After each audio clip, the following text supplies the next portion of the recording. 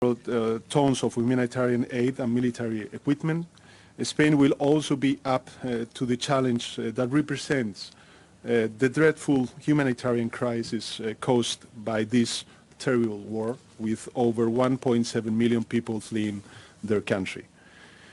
We will stay by the Ukrainian government and by the Ukrainian people to withstand Putin's unjustified attack. This is an act of aggression, not only to Europe's security, but also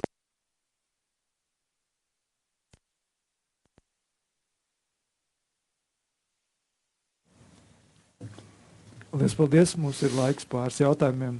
Es aicinu mēdīju pārstāvis, kuriem būs pacelt roku, un, ja ir jautājumi, tad lūgums arī iepazīstināt ar sevi un arī norādīt, kam jūs uzdodat jautājumu. Lūdzu, vai ir jautājumi? Es vienkārši tagad... jā, lūdzu. Good afternoon, gentlemen. Murray Brewster with CBC News. Prime Minister Trudeau, allies have been shipping to Ukraine anti-aircraft weapons and anti-tank weapons. Canada has sent anti-tank weapons. Both of those capabilities are in short supply in the Canadian military. The Canadian Army does not have a dedicated surface-to-air defense system. Will your government commit to an urgent procurement to cover those capability gaps, and will your government commit to meeting NATO's benchmark standard of 2% of GDP in defense spending? First of all, we understand the urgency that is presented right now in the world with Ukrainians standing strong against this illegal Russian invasion. And that's why we have sent aid, we have sent weapons, we will continue to send support to Ukrainians as they stand and defend not just their country, but defend democracy, defend the values that underpin democracy, and in fact defend us all. Those weapons are much more useful right now and in the coming weeks in the hands of Ukrainian soldiers fighting for their lives than they would be in Canadian hands. But of course, we need to make sure we replace those weapons rapidly and that we continue to invest in the equipment that leads our armed forces to be able to continue to contribute, not just in places like here in Latvia, but everywhere around the world where we are called on to do. I had an excellent conversation with Secretary. Et jusqu'au plus petit village a une tâche titanesque à accomplir. Accomplissons-la et montrons-nous à la hauteur des courageux Ukrainiens qui combattent pour la liberté et la démocratie. Slava Ukraini. Paldies.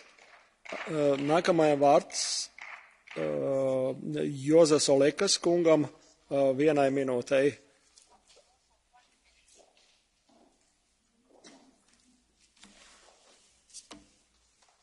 Thank you, Chair. Dear colleagues, today Europe is experiencing the war refugee crisis not seen from the Second World War.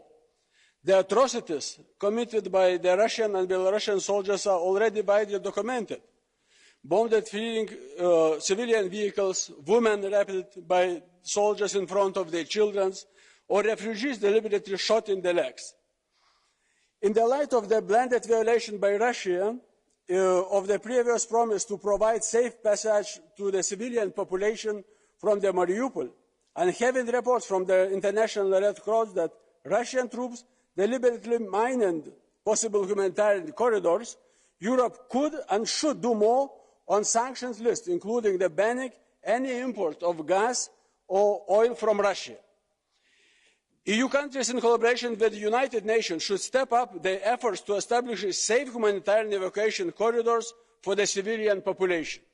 And lastly, all European countries should show solidarity and share their burden in helping Ukrainian refugees.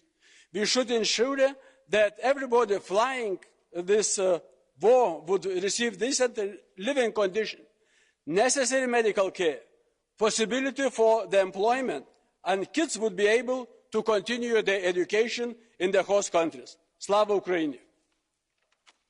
Paldies. Nākamajam vārds Ilhan Kyivchuk kungam vienai minūtei. Thank you, dear President, dear Commissioner, Madam la Minister, dear colleagues. We speak to to them, to the refugees, in numbers. But behind the numbers, there are thousands of families split apart, difficult goodbyes between fathers and their children, bitter tears, shattered dreams, and peaceful lives left behind. I'm pleased to see that this time around Europe is responding in accordance with instinctive values of humanity and compassion. That people escaping war have been widely welcomed by governments, local communities, and a wave of citizens' engagement to help. I'm also happy to see that this time the Council reacted with a swift and unified response, triggering the first time the Temporary Protection Directive. But even in these difficult times, we should have lessons learned. We cannot have Europe a la carte anymore. We need European Union that have common asylum and migration policy. These are truly testing times for us, to the people that left their lives behind, to our empathy and to our readiness to react effectively as a union in the future, regardless where people in need of protection come from. Thank you. Paldies. Nākamajam vārds Ernest Urtasun kungam vienai minūtei. Lūdzu. La guerra de Putin ha provocado ya 2 millones de personas desplazadas y esta vez no podemos fallar a los refugiados como fallamos en 2015 con los refugiados que venían de Siria. Se ha activado la Directiva de Protección Temporal. Es una buena noticia, pero eso no significa que esté todo resuelto. Primero, porque la reubicación sigue siendo voluntaria y necesitaremos que los Estados miembros den plazas y acepten que haya refugiados reubicados. Y segundo, porque en la aplicación, a mi parecer, se ha aplicado una discriminación, desde mi punto de vista, inaceptable, porque aquellos refugiados que no tengan nacionalidad ucraniana, en algunos casos los Estados miembros podrán aplicarles una protección inferior, cosa francamente que cuando estamos hablando de personas que huyen de la guerra no es de ninguna manera tolerable. Así que yo creo que lo que hay que pedir a los Estados miembros es, primero, ofrezcan plazas, movilícense. Segundo, de ninguna manera apliquen protecciones distintas entre personas que huyen de la guerra en función de su nacionalidad. Y finalmente, como decía la colega María Arena, no olvidemos que hay miles y miles de refugiados en todo el mundo a quien no estamos dando la posibilidad de esa protección como estamos dando a los ucranianos. Creo que la decisión que tomemos con los ucranianos también debe ser aplicada a personas que huyen de la guerra en otras partes del mundo. Muchísimas gracias. Paldies. Nākamajam vārds Vincenzo Sofo kungam vienai minūtei.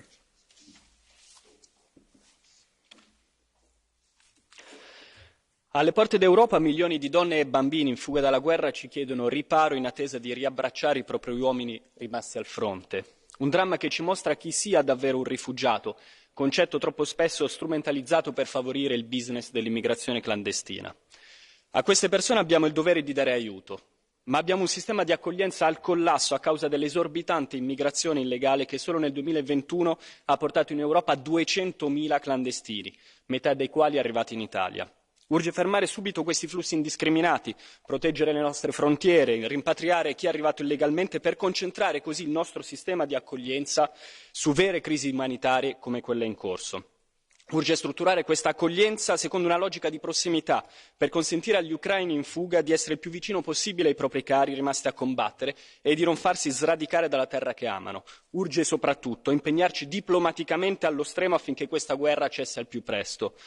Altrimenti non avremo fatto altro che trasformare il popolo ucraino in una nuova massa di disperati da sommare ai milioni di poveri senza speranza, immigrati e non, già accatastati nelle periferie d'Europa. Grazie. Paldies. Nākamai vārds ir Idoja Valuneva Rui kundzei vienai minūtei. Gracias, presidente.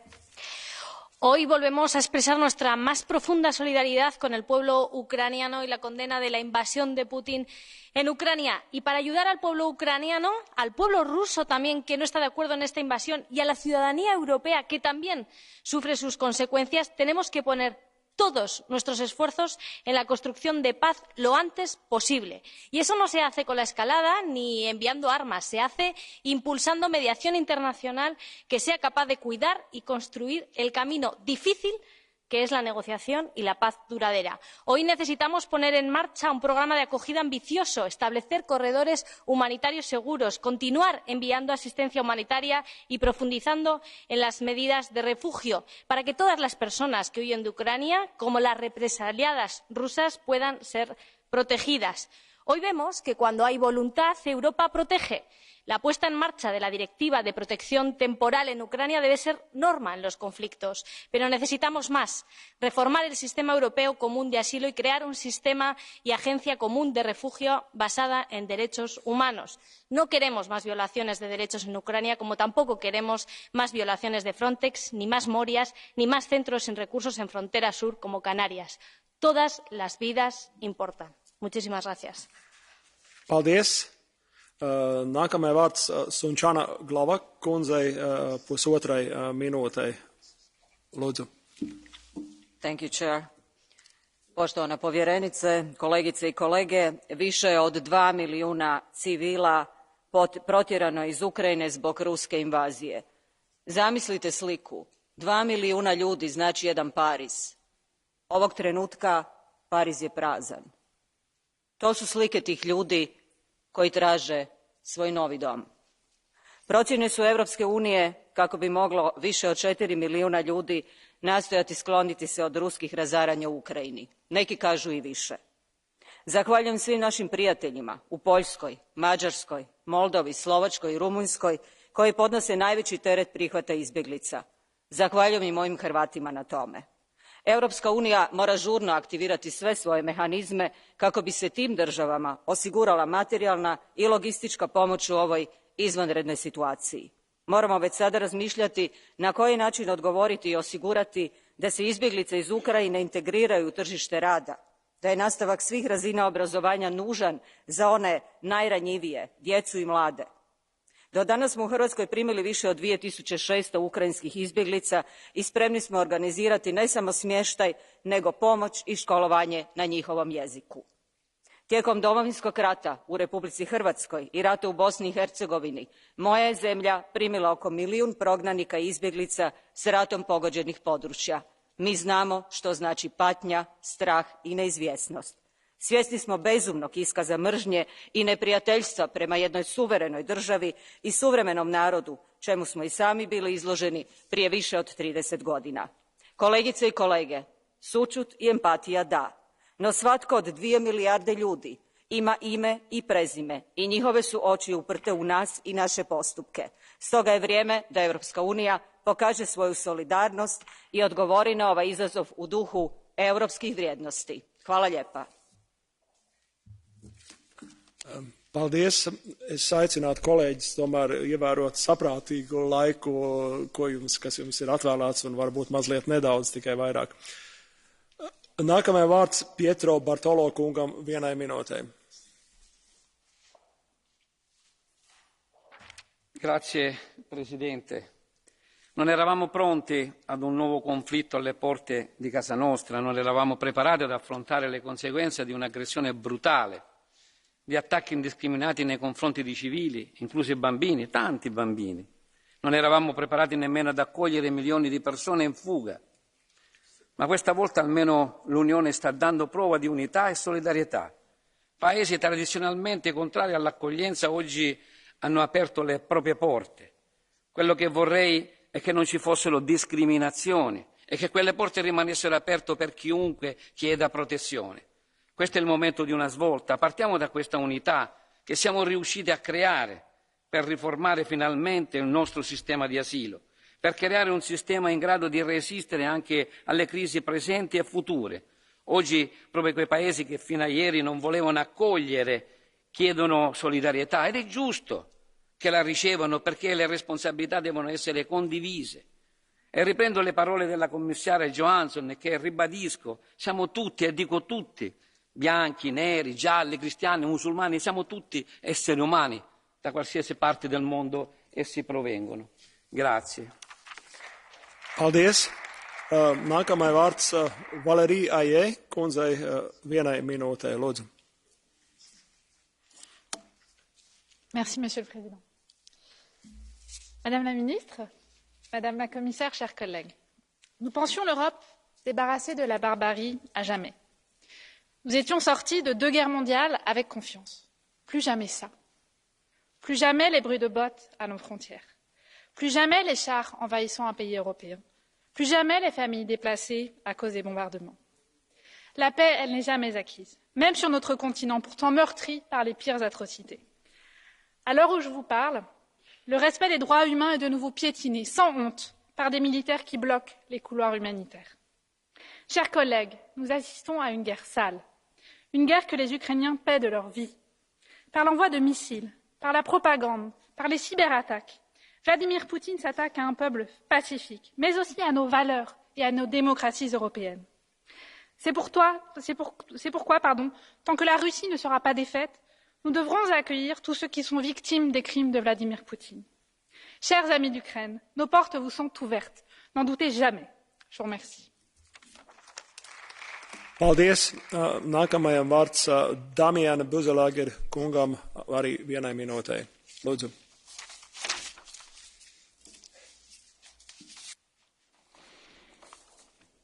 Thank you, Chair. Every morning when we wake to the live documentary of this terrifying war on social media, I feel helpless. When I see the images of bombed streets, burning nuclear plants and lines of people fleeing, I feel helpless.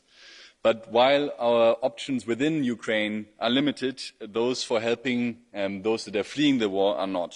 That's why I wanted to thank you very much, Commissioner, for your swift action and for bringing all the countries together to grant legal protection so fast.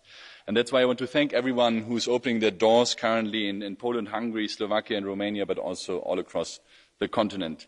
But much more needs to be done, and we have to adapt to the situation at every moment. So I would ask you, Commissioner, to also ensure that everyone who is fleeing is protected, no matter their skin color or nationality, also the Russians and Belarusians fleeing their crazy tyrants. And even if we decide that some can't stay, please make sure that they're all covered by health protection so that they can go to the hospitals to mend to their mental and physical wounds after fleeing. And please ensure that we have a new approach to the European asylum system so that we can learn from this humane reaction to the fleeing and to the refugees and in our new asylum system. Thank you very much. Paldies. Nākamais vārds Beata Kempa kundzei arī 1 minūtei. Lūdzu.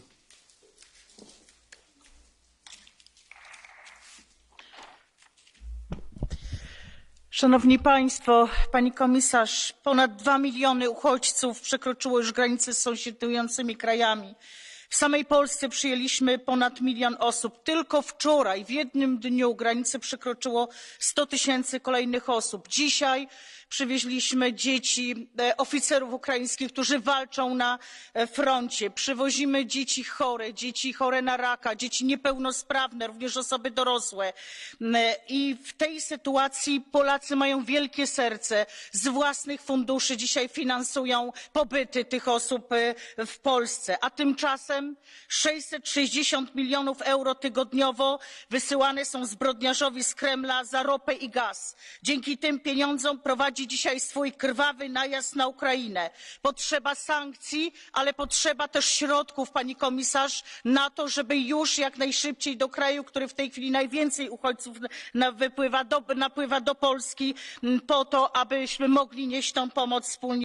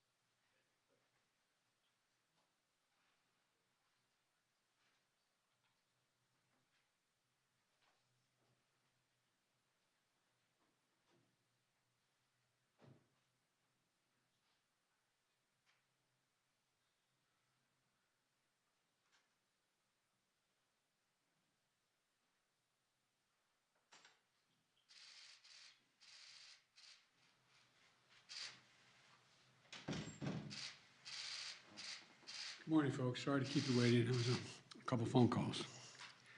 Today, I'm announcing the United States is targeting the main artery of Russia's economy. We're banning all imports of Russian oil and gas and energy. That means Russian oil will no longer be acceptable at U.S. ports, and the American people will deal another powerful blow to Putin's war machine. This is a move that has strong bipartisan support in the Congress and, I believe, in the country. Americans have rallied to support their Ukrainian people and made it clear we will not be part of subsidizing Putin's war.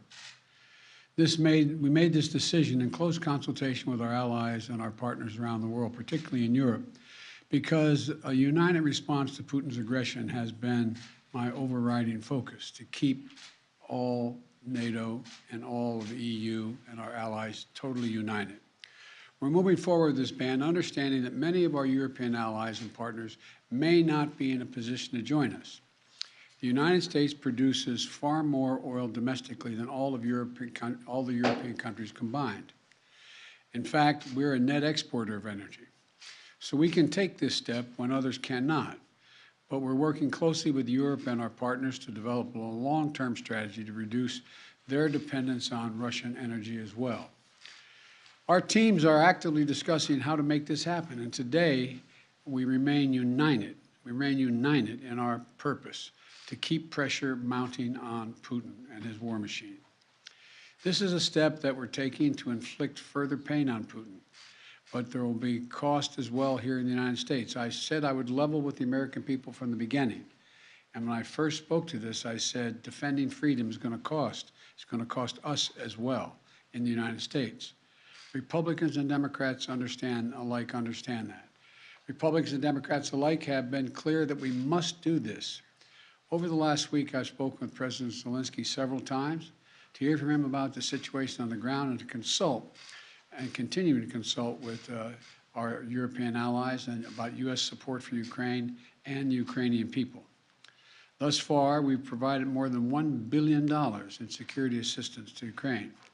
Shipments of defensive weapons are arriving in Ukraine every day from the United States, and we, the United States, are the ones coordinating the delivery of our allies and partners of similar weapons, from Germany to Finland to the Netherlands. We're working that out. We're also providing humanitarian support for the Ukrainian people, both those still in Ukraine and those who have fled safely to a neighboring country. We're working with humanitarian organizations to surge tens of thousands of tons of food, water, and medical supplies into Ukraine, and with more on the way. Over the weekend, I sent Secretary Blinken to visit the border between Poland and Ukraine and to Moldova to see what the situation was firsthand and report back. General Milley, Chairman of the Joint Chiefs of Staff of our Defense Department, was also in Europe, meeting with his counterparts and allies on NATO's eastern flank to reassure them, those countries bordering Russia, NATO countries, that we will keep our NATO commitment, a sacred commitment of Article 5. The Vice President Harris is going to be traveling to meet with our allies in Poland and Romania later this week as well. I've made it clear that the United States will share in the responsibility of caring for the refugees so the costs do not fall entirely on the European countries bordering Ukraine. And yesterday I spoke with my counterparts in France, Germany, and the United Kingdom about Russia's escalating violence against Ukraine and the steps that we're going to take together with our allies and partners around the world to respond to this aggression. We are enforcing the most significant package of economic sanctions in history, and it's causing significant damage to Russia's economy. It has caused Russian economy to, frankly, crater. The Russian ruble is now down to 50%, by 50% since Putin's announced his war. 1 ruble is now worth less than 1 American penny. 1 ruble is less than 1 American penny. And preventing Russia's central bank from propping up the ruble and to keep its value up. They're not going to be able to do that now. We cut Russia's largest banks from the international financial system, and it has crippled their ability to do business with the rest of the world. In addition, we're choking off Russia's access to technology like semiconductors and sap its economic strength and weaken its military for years to come. Major companies are pulling out of Russia entirely without even being asked, not by us. Over the weekend, Visa, MasterCard, American Express, they all suspended their services in Russia, all of them. Joining a growing list of American and global companies from Ford to Nike to Apple, they've suspended their operations in Russia. The U.S. Stock Exchange has halted trading of many Russian securities. And the private sector is united against Russia's vicious war of choice. The U.S. Department of Justice has assembled a dedicated task force to go after the crimes of Russian oligarchs. And we're joining with our European allies to find and seize their yachts, their luxury apartments, their private jets, and all their ill-begotten gains to make sure that they share in the pain of Putin's war. These, by the way, are giant yachts. You've put some of them in your press. I mean, some of them are, I think I read one was over 400 feet long. I mean, this is worth hundreds of millions of dollars. The decision today is not without cost here at home. Putin's war is already hurting American families at the gas pump. Since Putin began his military buildup on Ukrainian borders, just since then, the price of the gas at the pump in America went up 75 cents. And with this action, it's going to go up further. I'm going to do everything I can to minimize Putin's price hike here at home. In coordination with our partners, we've already announced that we're releasing 60 million barrels of oil from our joint oil reserves. Half of that, 30 million, is coming from the United States. And we're taking steps to ensure the reliable supply of global energy. We're also going to keep working with every tool at our disposal to protect American families and businesses. Now, let me say this. To the oil and gas companies and to the finance firms that back them, we understand Putin's war against the people of Ukraine is causing prices to rise. We get that. That's self-evident. But, it's no excuse to exercise excessive price increases or padding profits or any kind of effort to exploit this situation or American consumers, exploit them. Russia's aggression is costing us all, and it's no time for profiteering or price gouging. I want to be clear about what we'll not tolerate, but I also want to acknowledge those firms and oil and gas industries that are pulling out of Russia and joining other businesses that are leading by example. This is a time when we have to do our part and make sure we're not taking advantage. Look, let me be clear about two other points. First, it's simply not true that my administration or policies are holding back domestic energy production. That's simply not true. Even amid the pandemic, companies in the United States pumped more oil during my first year in office than they did during my predecessor's first year. We're approaching a record levels of oil and gas production in the United States, and we're on track to set a record of oil production next year. In the United States, 90% of onshore oil production takes place on land that isn't owned by the federal government. And of the remaining 10% that occurs on federal land, the oil and gas industry has millions of acres leased. They have 9,000 permits to drill now. They could be drilling right now, yesterday, last week, last year. They have 9,000 to drill onshore that are already approved. So let me be clear. They are not using them for production now. That's their decision. These are the facts. We should be honest about the facts. Second, this crisis is a stark reminder to protect our economy over the long term, we need to become energy independent. I've had numerous conversations over the last 3 months with our European friends of how they have to wean themselves off of Russian oil. It's just not tenable. It should motivate us to accelerate the transition to clean energy. This is a perspective that our European allies share, and the future where together we can achieve greater independence. Loosening environmental regulations or pulling back clean energy investment will not lower energy prices for families. But transforming our economy to run on electric vehicles powered by clean energy with tax credits to help American families winterize their homes and use less energy, that will help. And if we do what we can, it will mean that no one has to worry about the price of the gas pump in the future. That'll mean tyrants like Putin won't be able to use fossil fuels as weapons against other nations. And it will make America a world leader, manufacturing and exporting clean energy technologies of the future to countries all around the world. This is the goal we should be racing toward. Over the last 2 weeks, the Ukrainian people have inspired the world, and I mean that in a literal sense. They've inspired the world with their bravery, their patriotism, their defiant determination to live free. Putin's war has caused enormous suffering and needless loss of life of women, children, everyone in Ukraine. Both Ukraine and, I might add, Russians. Ukrainian leaders, as well as leaders around the world, have repeatedly called for a ceasefire, for humanitarian relief, for real diplomacy. But Putin seems determined to continue on his murderous path, no matter the cost. Putin's now targeting cities and has been targeting cities and civilians, schools, hospitals, apartment buildings. Last week, he attacked the largest nuclear power plant in Europe with an apparent disregard for the potential of triggering a nuclear meltdown. He has already turned 2 million Ukrainians into refugees. Russia may continue to grind out its advance at a horrible price, but this much is already clear. Ukraine will never be a victory for Putin. Putin may be able to take a city, but he'll never be able to hold the country. And if we do not respond to Putin's assault on global peace and stability today, the cost of freedom and to the American people will be even greater tomorrow. So we're going to continue to support the brave Ukrainian people as they fight for their country. And I call on Congress to pass the $12 billion Ukraine assistance package that I have asked them for of late. Ukrainian people are demonstrating by their physical courage that they are not about to just let Putin take what he wants. That's clear.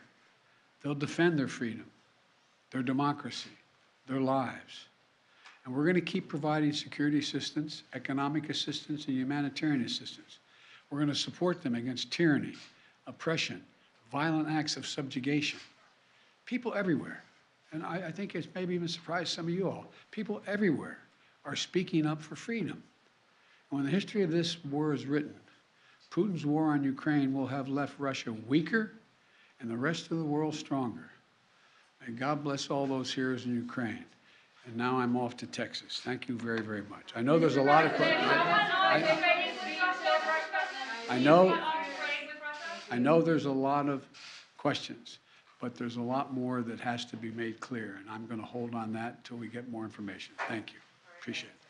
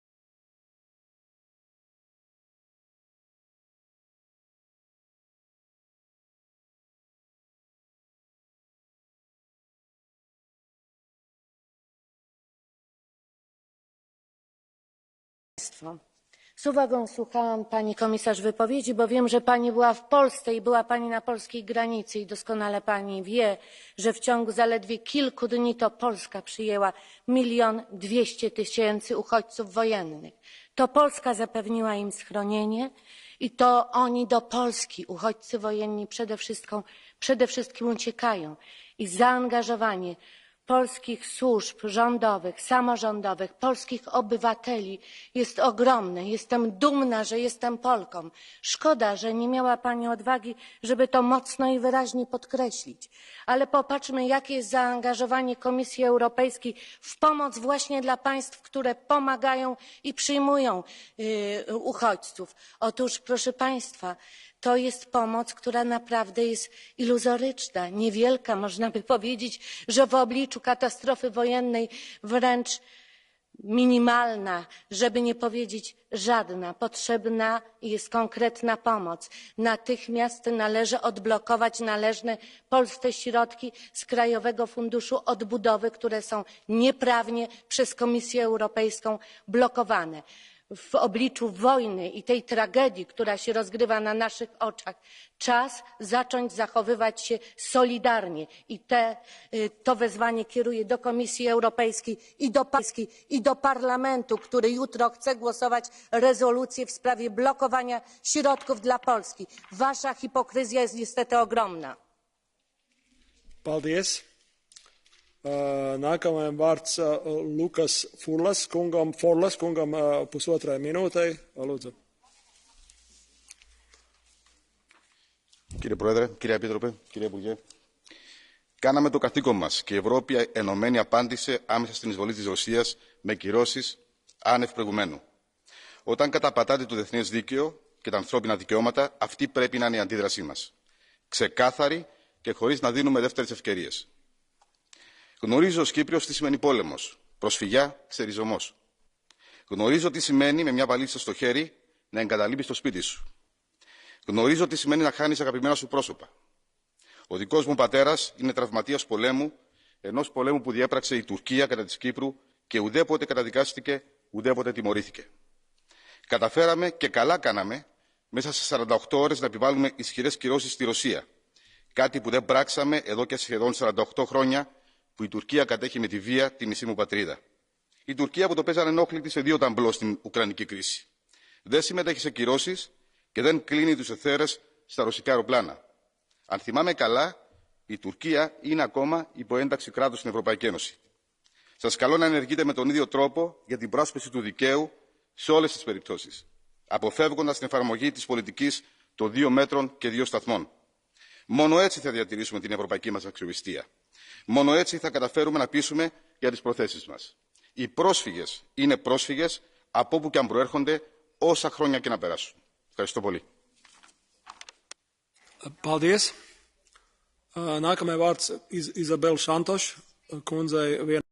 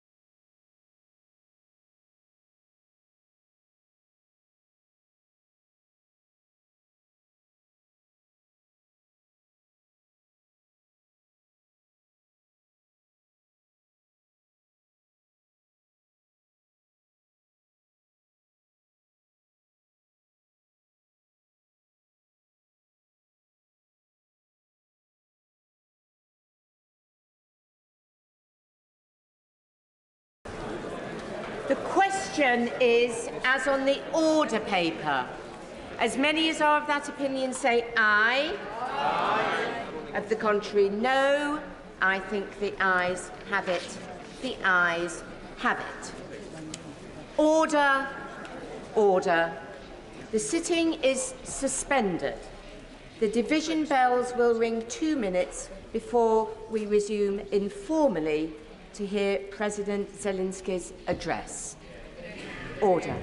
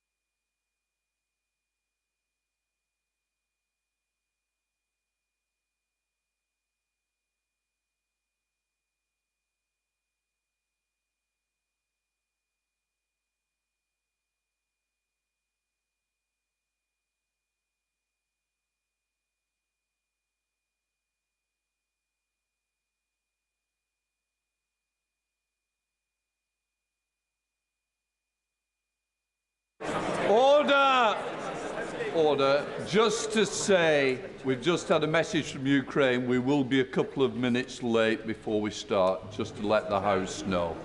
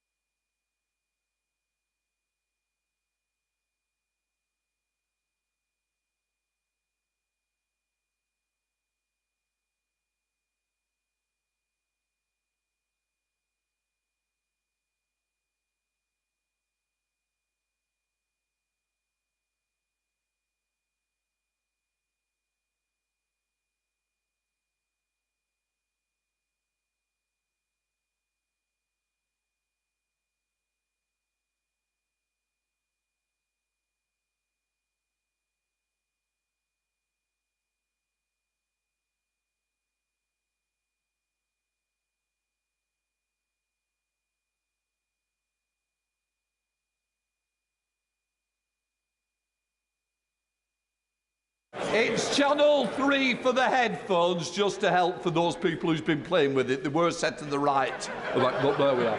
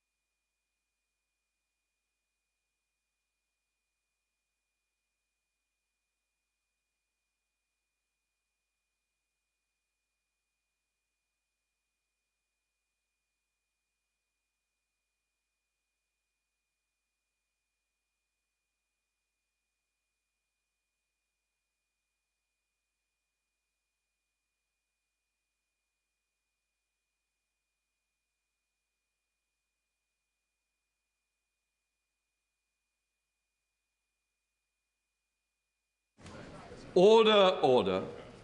We are now meeting informally. As I informed the House earlier, given the exceptional and grave situation, I have agreed to a request from President Zelensky of the Ukraine to address members of this House about the situation in his country. That is why I have suspended the formal business of the House in order to hear the President's address. We have also been joined by the Ukraine Ambassador. President Zelensky, we have watched the situation unfold in your country with increasing concern, but also with increasing admiration for the courage, the fortitude displayed by you and your fellow Ukrainians. Mr. President, you are welcome to address members of the House of Commons and the Lords. You now have the floor. President.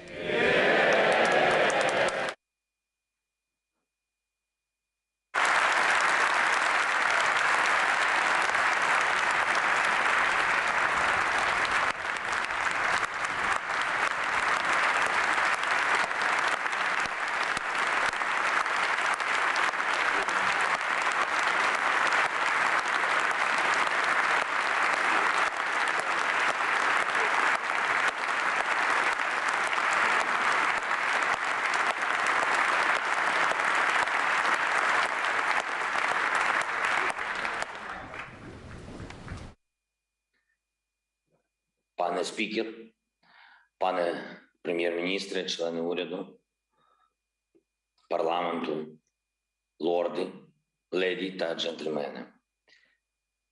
Я звертаюся до усіх людей Сполученого Королівства, до усіх людей Великої Британії, великого народу з великою історією. Я звертаюся до вас як громадянин, як президент, але теж великої країни. З великою мрією і великою боротьбою. Я хочу розказати вам про наші 13 днів.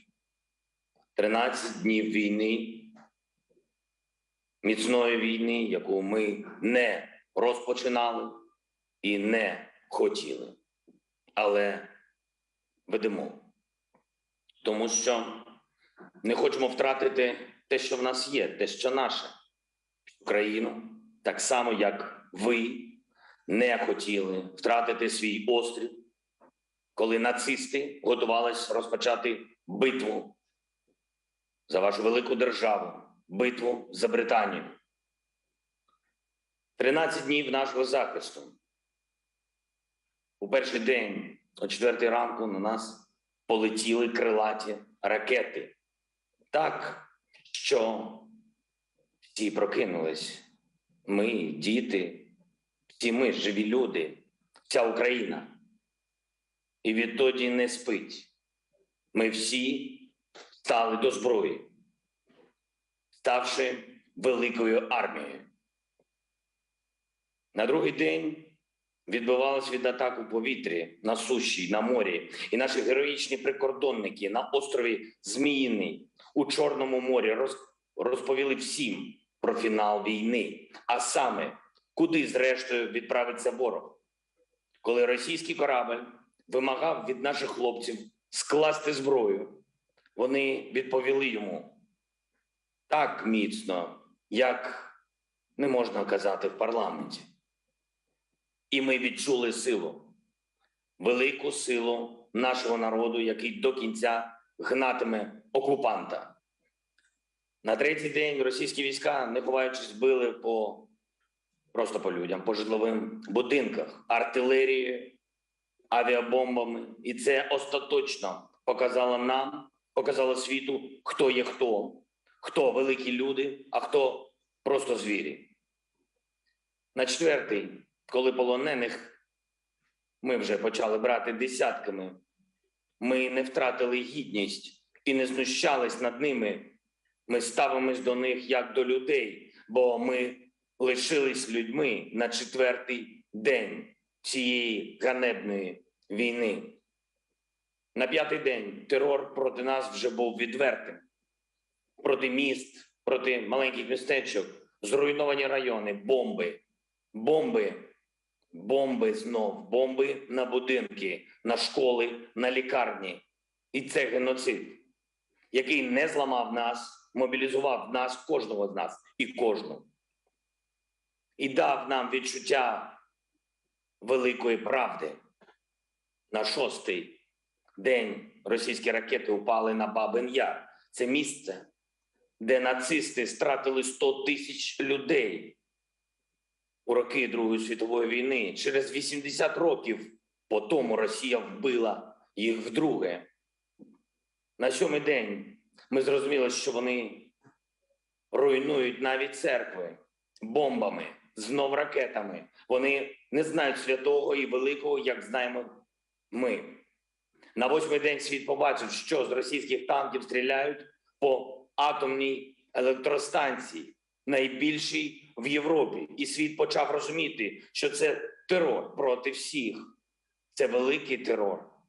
На 9-й ми слухали зустріч країн НАТО. І без бажаного для нас результату, без мужності. Так, ми відчули це. Я не хочу нікого образити. Ми це відчули, що альянси не діють.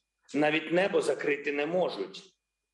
І тому гарантії безпеки в Європі треба будувати з нуля. На 10-й день беззбройні українці в окупованих містах протестували повсюдно, масово.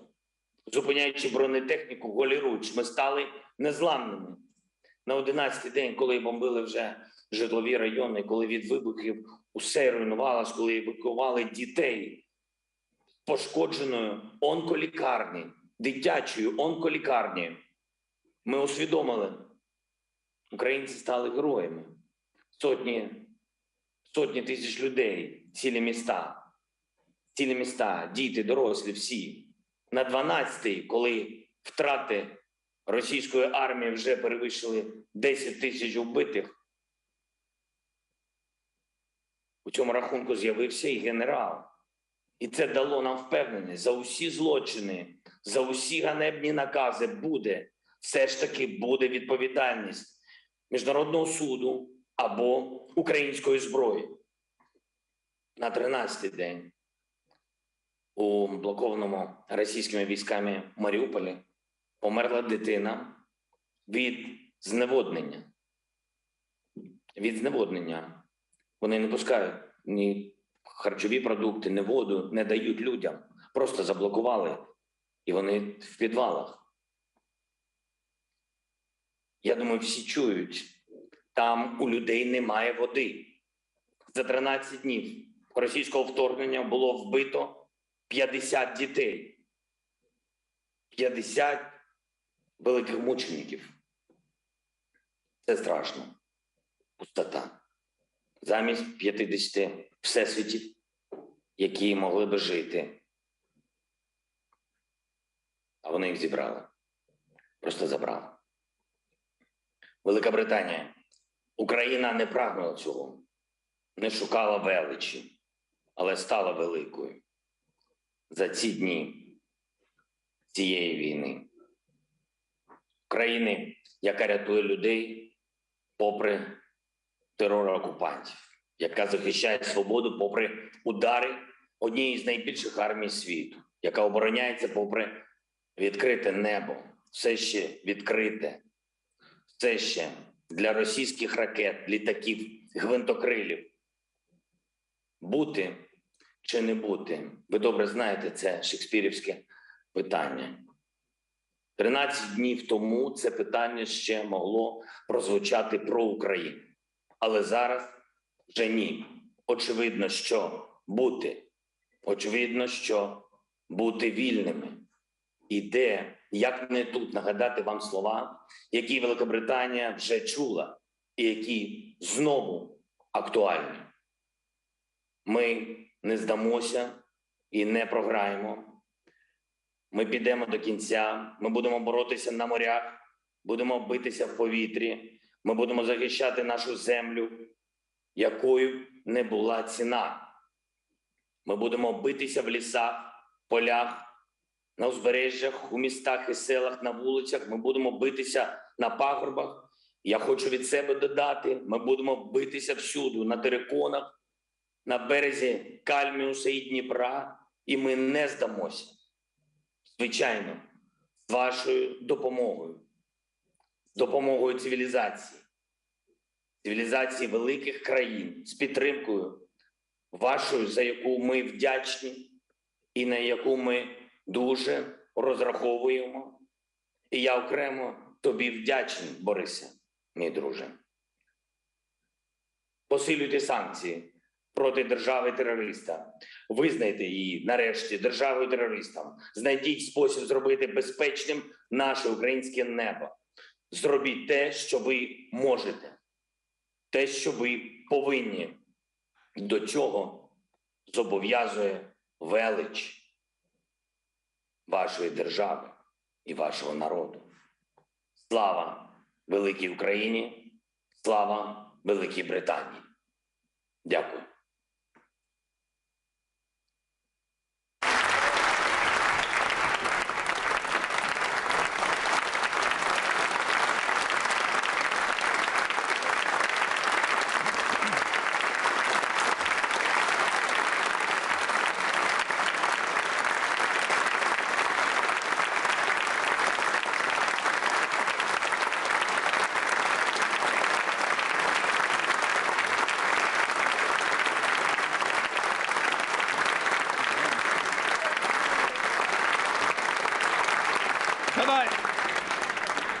Thank you, Mr. President. On behalf of the House of Commons, I want to thank you for speaking to us and for giving us very clearly and powerful perspective of the tragic situation facing you and fellow Ukrainians.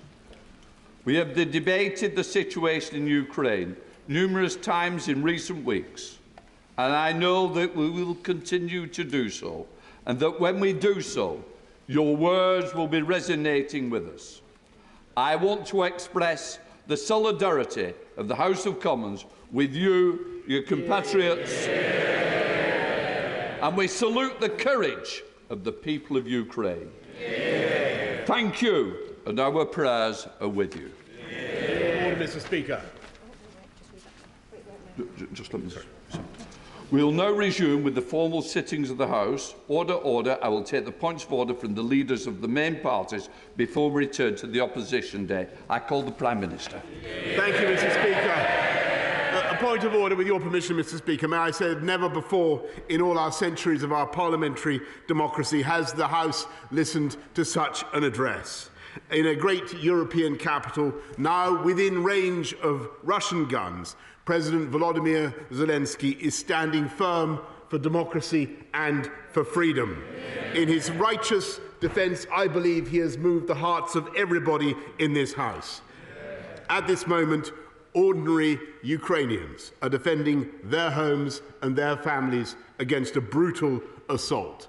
And they are, by their actions, inspiring millions by their courage and their devotion. And I think today, one of the proudest boasts in the free world is "Ya Ukrainets." I am a Ukrainian. So this is a moment for us to put our political differences aside, Mr. Speaker, and I know I speak for the whole House when I say that Britain and our allies are determined to press on with supplying our Ukrainian friends with the weapons they need to defend their homeland as they deserve. To press on with tightening the economic vice around Vladimir Putin, and we will stop importing Russian oil, Mr. Speaker, and my right honourable friend, the Business Secretary, will update the House on that tomorrow. And we will employ every method that we can, diplomatic, humanitarian and economic, Mr. Speaker, until Vladimir Putin has failed in this disastrous venture and Ukraine is free once more.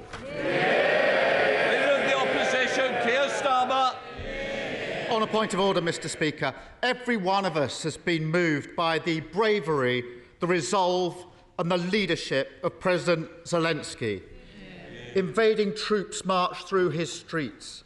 Shells rained down on his people and assassins seek his life. No one would have blamed him for fleeing, but instead he has stayed in Kyiv to lead the Ukrainian people and to fight. he's reminded us that our freedom and our democracy are invaluable. He's prompted the world into action where too often we've let Putin have his way. He's inspired the Ukrainian people to resist and frustrated the Russian war machine. He has shown his strength, and we must show him and the Ukrainian people our commitment and our support. Labour stands for the unity at home and abroad that will isolate the Putin regime. Labour stands for the toughest sanctions that will cripple the Russian state. Labour stands for providing Ukraine with the arms it needs to fight off their invaders. Labour stands with President Zelensky, with Ukraine, with democracy. Slava Ukraini. Thank you, Mr. Leader of the SNP, Ian Blackford. Thank you, Mr. Speaker. With your forbearance, if I can make a point of order. President Zelensky, we salute you.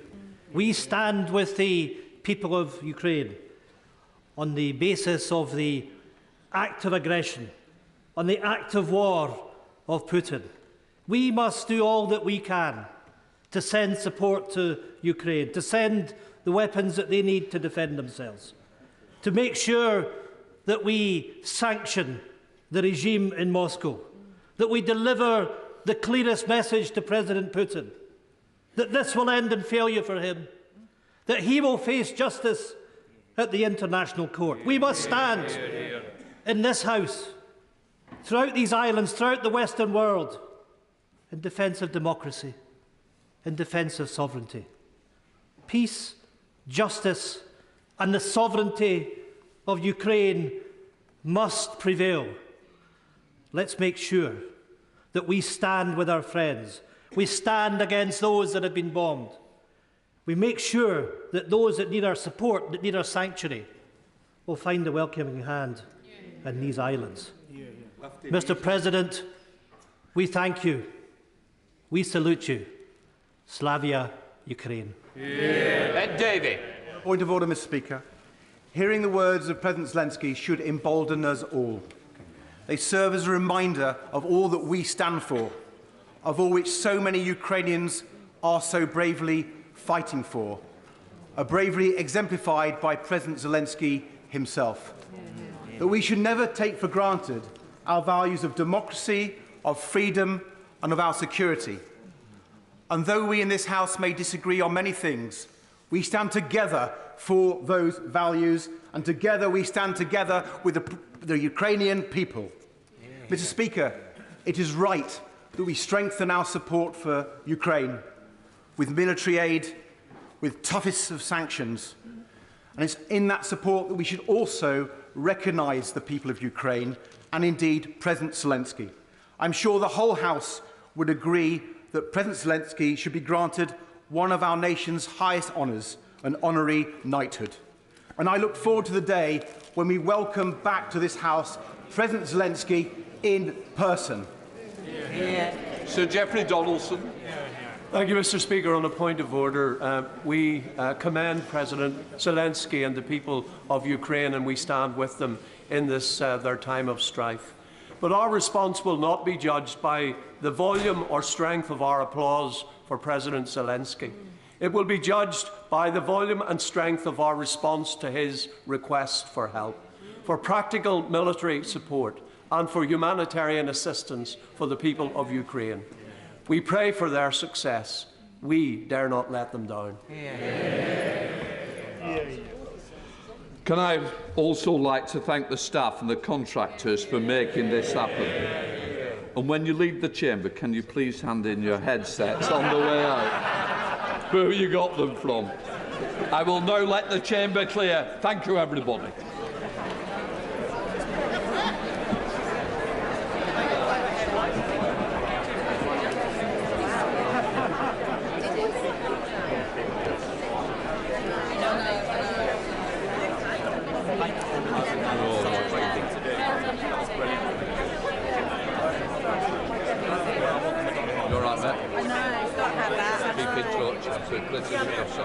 Yeah, definitely. Let's go. We've got some things to sort out still. Yes, we will. We're going to get contact. Get in touch with you. We will indeed.